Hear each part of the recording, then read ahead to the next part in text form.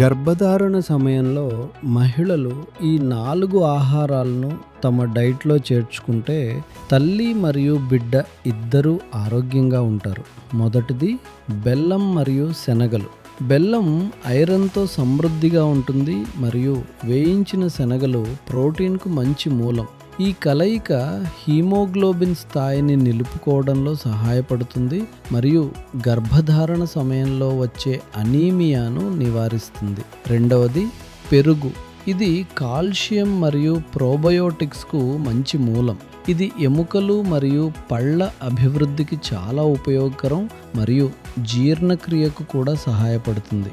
మూడవది dry fruits వంటి బాదం, ఆక్రోటు, కాజు. ఇవి ఆరోగ్యకరమైన ఒమెగా ఫ్యాటీ యాసిడ్లు, ఆరోగ్యకరమైన కొవ్వులు మరియు విటమిన్లు అందిస్తాయి.